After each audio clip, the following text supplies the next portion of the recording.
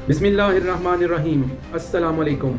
मैं हूं ख्वाजा अदनान और आप देख रहे हैं 4 न्यूज़ विद ख्वाजा साहब। तो नाजरीन, अमेरिकन जर्नलिस्ट रोनाल्ड कार्टर ने एक बहुत बड़ा इंकशाफ किया है कि हालिया इन दिनों में नेतन्याहू से पुलिस ने एक तफ्तीश की है और इस तफ्तीश के दौरान जो वीडियो लीक्स हुई हैं उनमें ये इंकशाफ किया गया है कि नेतन्याहू ने इस चीज़ को माना है कि वो ज़ाती तौर के ऊपर जो हमास के एक हिस्से को फंडिंग करता रहा है। तो जनाब, ये बहुत बड़ी डेवलपमेंट जो है वो सामने आई है और दुनिया को अब पता चलना शुरू हुआ है कि इस दर हकीकत जो फ़लस्तीन के ऊपर जुल्म तशद्दुद हुआ और हज़ारों लोगों की जानें जो हैं वो उनके साथ खिलवाड़ किया गया, तो उसके पीछे कौन था। तो जनाब, पुलिस की 1000 घंटे की खुफिया तफ्तीश जो है उसकी फुटेज जो है वो लीक हो चुकी हैं। जनाब, ये इंकशाफ हुआ है कि इसराइल के वज़ीर-ए-आज़म बेंजामिन नेतन्याहू हमास के किसी एक हिस्से को फंडिंग करते रहे हैं और पता चला है कि नेतन्याहू ज़ाती तौर पर हमास के उस हिस्से को बज़रिया कतर हर माह $35 मिलियन जो है वो उनका इंतज़ाम करके देते थे और कतर की हुकूमत जो है वो ब्रीफ केस में पैसे डालकर वो हमास तक पहुंचाती थी और उन्हीं पैसों के साथ असला खरीद कर हमास के लोग जो हैं वो इसराइल के ऊपर हमलावर होते थे। और ये सब कुछ नेतन्याहू ने क्यों किया? सिर्फ और सिर्फ इसलिए किया कि उसके पास एक बहाना था कि हमास को मैं ही ख़त्म करके दम लूँगा।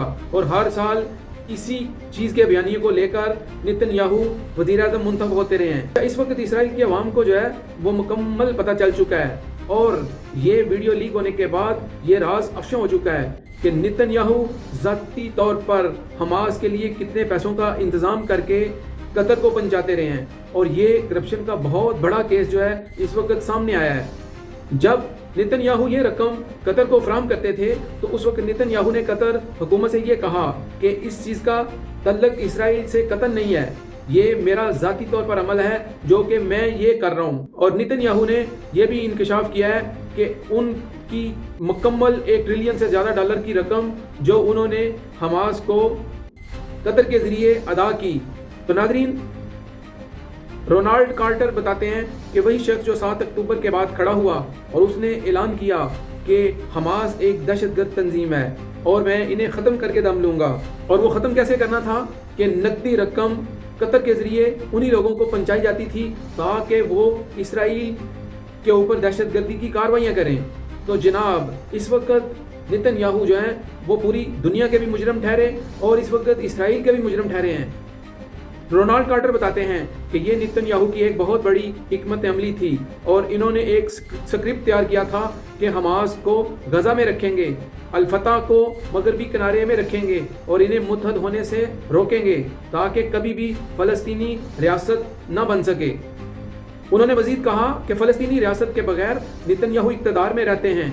किसी अमन मुआहदे का मतलब ना ख़त्म होने वाली जंग का मतलब था और जिससे इसराइल को हमेशा के लिए सिक्योरिटी रिस्क स्टेट रहना था और हमेशा सियासत में ज़िंदा रहने के लिए हमास ने यही काम किया। तो नाज़रीन, रोनाल्ड कार्टर का कहना था कि उन्होंने अपनी सियासत को ज़िंदा रखने के लिए उनको हमास की ज़रूरत थी और वो वाहिद आदमी थे जो हमेशा से इसराइल के ऊपर इक़्तिदार करना चाहते थे।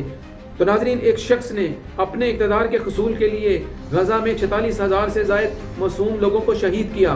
तो अब देखें इसका मतलब क्या है कि नेतन्याहू हमास को सालों से फंड फराहम कर रहे थे। तो जनाब, हमास जो है वो इसी तरीके से मजबूत होती थी।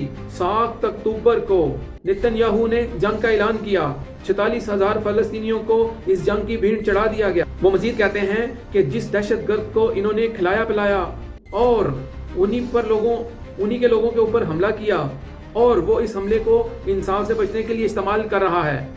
और उनका मज़ीद कहना था कि जिन दहशतगर्दों को इन्होंने नेतन्याहू ने पैसा खिलाया अब उन्हीं के ऊपर हमला कर रहा है और उन्हीं के ऊपर हमला करने के बाद इन्हीं को इंसाफ अपने आप के ऊपर कवर देने के लिए इस्तेमाल कर रहा है। नाजरीन, नेतन्याहू के ऊपर करप्शन का मुकदमा चल चुका है। 3 चार्जेस इनके ऊपर आ चुके हैं, रिश्वत, फ्रॉड और एतमाद की खिलाफ वर्जी। इनकी अदालत ने समातों में तखीर करने की इनकी दरखास्त को मुस्तरद कर दिया है और एक दिन में 2 बार समात की जा रही हैं। ICC ने गजा में जंगी जराइम के इल्ज़ाम में इनके वारंट गिरफ्तारी जारी किए हुए हैं। لیکن آج تک نتن یاہو کسی عدالت میں پیش نہیں ہوئے۔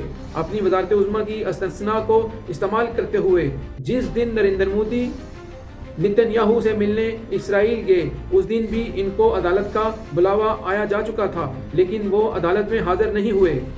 ناظرین، اس وقت ان کا ایک ساتھی قطر میں، جو کہ قطری ہے، رقم لینے پر گرفتار کیا جا چکا ہے۔ ناظرین، نتن یاہو کا ایک قطری ساتھی وہ قطر میں گرفتار ہو چکا ہے اور پولیس نے اس سے بھی تفتیش کی ہے، جو کہ ٹیپس لیک ہوئی ہیں، ان سے پتہ چلتا ہے کہ وہی ساتھی جو ہے وہ قطر سے حماس کو رقم فراہم کرتا رہا ہے۔ اس قطر سے وہ نفرت کرتا ہے، وہی حماس جس سے وہ لڑتا ہے۔ ناظرین، یہ وہی نتن یاہو ہے جس نے عوامی طور پر حماس کو اپنا ہمیشہ دشمن کہا۔ اس نے نجی طور پر سالوں تک ان کی مالی امداد کی۔ ناظرین، یہ بہت بڑا اسکینڈل سامنے کھل کے آ چکا ہے۔ غزہ پر اس کی بمباری سے ہزاروں لوگوں کو موت کے بھینٹ چڑھا دیا گیا۔ یہ دہشت گردی کے خلاف جنگ نہیں تھی، یہ ایک پری پلان منصوبہ تھا۔